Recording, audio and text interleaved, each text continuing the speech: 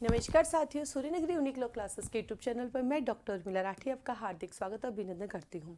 बात करें हम लोग जुडिशरी की प्रिपरेशन कब से स्टार्ट करनी चाहिए। मेरे पास बहुत सारे कॉल मैसेज आते रहते हैं ये जानने के लिए कि हमें जुडिशरी की प्रिपरेशन करनी है। तो आइए आज हम इसी जुडिशरी की प्रिपरेशन के बारे में आपको मैं अपनी राय बताती हूँ कि आपको जुडिशरी की प्रिपरेशन कब से करनी चाहिए।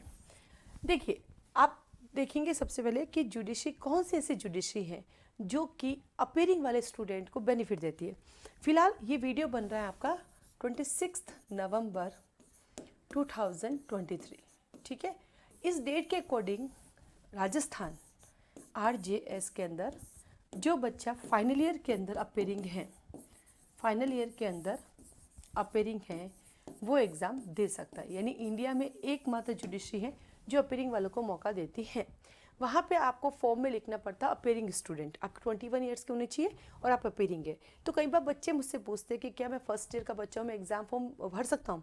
तो नेट पे जब आप आए फॉर्म ई-मित्र पे जाके ट्राई कर लो, वहाँ पे अपीयरिंग डाल दो, अगर एक्सेप्ट हो जाएगा तो आप एग्ज़ाम दे सकते हैं, अगर एक्सेप्ट नहीं होता है तो आप नहीं दे सकते, ठीक है।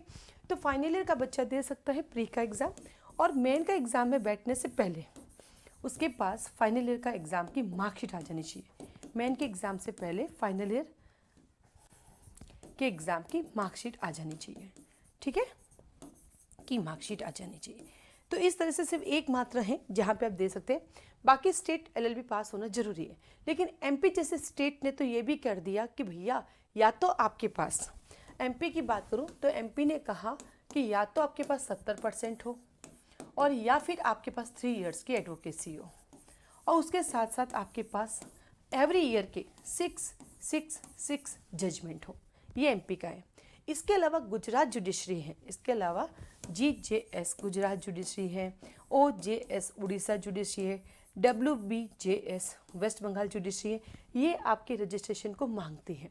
तो जैसे रजिस्ट्रेशन होता है तो AIB का एग्ज़ाम देना भी मैंडेटरी है। AIBE का एग्ज़ाम भी देना जरूरी है, ठीक है। तो ये तो है प्रोसीजर। तो मिनिमम एज राजस्थान में 21 ईयर्स है, राजस्थान में अभी कुछ भी इन्होंने नहीं मांगा।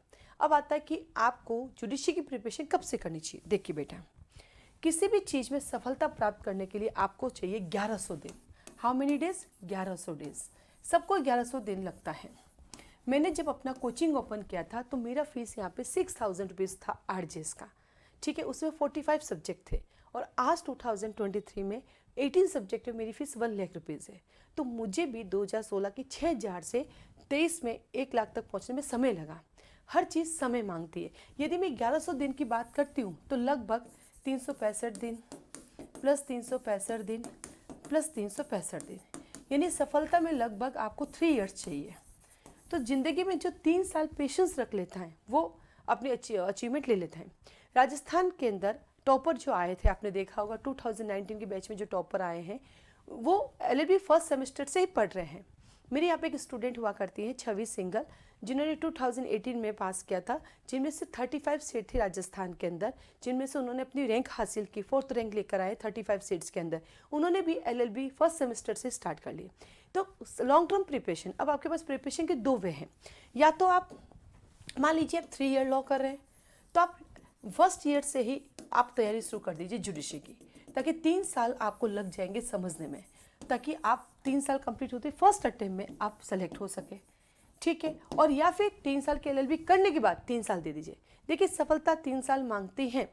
आप मिलिए लोगों से, आप देखिए जो फर्स्ट अटेम्प्ट पास हो रहा है वो खुद कह रहा है कि मैं तो LLB के साथ ही पढ़ रहा था, और जो फर्स्ट अटेम्प्ट पास नहीं थे, जो काफ़ी बड़ी उम्र में देखेंगे, वो खुद कहेंगे कि बहुत टाइम लग गया। मैंने 2008 में लॉ किया, मुझे पता ही नहीं था जुडिशरी में जाना, मुझे तो वकील बनना था। 2010 में मुझे लगा मुझे जुडिशरी करना चाहिए। मैं जयपुर गई थी, विवेकानंद कोचिंग किया, फिर वहाँ वापस आई, LLM किया मैंने, मेरी प्लेसमेंट हो गई। मैं बेटी बचाओ को लेकर काम करने लग गई। करते करते समय निकला, 2015 आ गया। 15 में मैंने फिर से तैयारी शुरू की और मेरा प्री निकल गया, मैंने मेन दिया। फिर 16 में फिर प्री दिया, मेरा हो गया, मेरा मेन रह गया। फिर मैंने 2017-18 में फिर प्री दिया, मेरा मेन रह गए। फिर 2019 में फिर मैंने प्री दिया, फिर मैंने गया। इस दौरान मेरी कोचिंग खुल गई, मैं यूट्यूब पे आ गई, मेरी क्लासेस स्टार्ट हो गई, मैं ऑनलाइन आ गई, वो साइड चलता रहा। आज भी मुझे जज बनना है, लेकिन हुआ क्या, 2008 का लॉ पास आउट था, और पता कब चला मुझे जज बनना है? 2010 में। उसके बाद मेरी एक प्लेसमेंट मिल गई, एक नौकरी मिल गई प्राइवेट सेक्टर में, फिर मैं भूल गई। फिर मुझे 2015 में आके एहसास हुआ। क्यों? क्योंकि मेरे पास गाइडेंस नहीं था। पापा मेरे 10 पढ़े हुए थे, मम्मी मेरी कभी स्कूल गई नहीं, हम 5 बहनें, एक भाई हैं, बड़े किसी बहन भाई ने पढ़ाई की नहीं, मैंने LLB की, छोटी वाली को कराई। तो मुझे कभी गाइडेंस नहीं मिला और गाइडेंस देने वाला भी नहीं मिला, खुद ही सब ढूंढती गई, खुद ही गाइडेंस बनाती गई। तो मुझे कहीं ना कहीं लगा चलो ठीक है, मुझे नहीं मिला लेकिन आने वाले बच्चों को मैं दे सकती हूँ, मुझे प्रभु ने इस लायक बनाया है कि मैं लोगों को सजेशन दे सकती हूँ, इसलिए ये वीडियो बनाया। क्योंकि मेरे पास दिन भर कॉल आते हैं मुझे कब LLB शुरू करनी चाहिए, कल जुडिशरी प्रिपरेशन शुरू करनी चाहिए, ठीक है। तो इतना समय मेरा लग गया। तो इस समय को आपको बचाना है और इस समय को बचाने के लिए आपको क्या करना पड़ेगा, आपको अगर 3 ईयर लॉ कर रहे हो तो फर्स्ट ईयर से आप स्टार्ट करें। आप सेल्फ स्टडी कर सकते हैं, आप कोचिंग ज्वाइन कर सकते हैं, बहुत सारे कोचिंग है, आप हमारे कोचिंग भी आ सकते हैं, आप दूसरे कोचिंग भी जा सकते हैं, आपको जहाँ कंफर्टेबल है वहाँ ज्वाइन कर सकते हैं।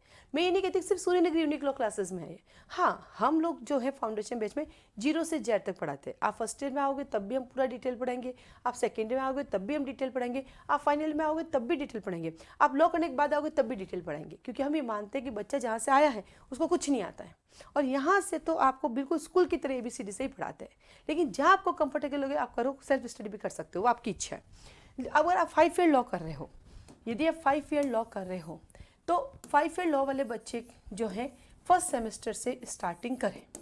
फर्स्ट सेमेस्टर से वो अपने 2-2, 3-3 सब्जेक्ट पढ़ना शुरू कर दे कि भाई हाँ बैरेक क्या होता है वो तो समझ शुरू कर ले। क्योंकि 5 साल अगो मेरे पास एक स्टूडेंट आया था जो 5 ईयर लॉ कर रहे थे और फर्स्ट सेमेस्टर से मेरे पास आ गया था, मेरे पास ही कॉलेज है और वहीं मेरा कोचिंग नज़दीक में। वो फर्स्ट सेमेस्टर सुबह शाम दोनों बैच में आता था।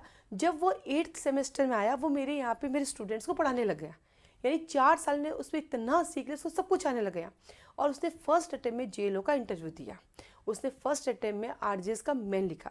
हाँ उसका RJS इंटरव्यू कॉल नहीं आया, is a destiny is a big role नहीं आया, लेकिन उसने फर्स्ट अटेम्प्ट में RJS प्री निकाल लिया, मेन दे दिया, JLO का इंटरव्यू तक पहुंच गया, दिल्ली का फर्स्ट अटेम्प्ट में प्री निकाला और मेन लिख दिया।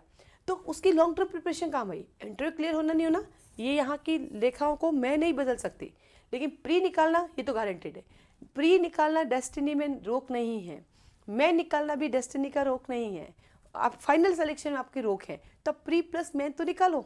वो तो हो, मेरे तो मेन में भी गड़बड़ है, मैं तो मेन नहीं निकालते, मुझे तो कोचिंग चलाओ भगवान करे, कोचिंग चला ही रही हूँ मैं।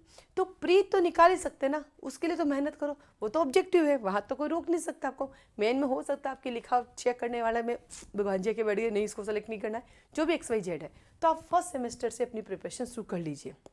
तो कई क्वेश्चन आते हैं कि मुझे जुडिशरी की प्रिपरेशन कब से करनी चाहिए, तो ये अब कुछ बच्चे आते हैं मैंने LLB करना है मैडम, तो LLB के पहले फॉर्म भर दीजिए, उसके बाद जुडिशरी प्रिपरेशन शुरू कीजिए। बिना LLB का फॉर्म भरिए नहीं कर सकते। अब मेरे पास अगला क्वेश्चन आता है मैं LLB कहाँ से करूँ। अरे भाई मैंने LLB की 2005 से 2008 में, तो मैंने जहाँ से की ना वहाँ पे तो पैटर्न ही अब चेंज हो गए। तो वो आपको ही डिसाइड करना पड़ेगा हिंदी मीडियम में करनी है कि इंग्लिश मीडियम में करनी है, कहाँ से करनी है। कोई मीडियम बैरियर नहीं होता सिलेक्शन के लिए। आप दोनों लैंग्वेज में है ना निपुण होने चाहिए, आपको दोनों लैंग्वेज बढ़िया सी आनी चाहिए, आपकी कमांड होनी चाहिए हिंदी इंग्लिश कम्प्लीटली, तो आपको सिलेक्शन हो जाएगा। उससे फ़र्क नहीं पड़ता LLB किस में की, आप जिसमें कंफर्टेबल है उसमें LLB कीजिए, लोगों की देखा देखी मत कीजिए।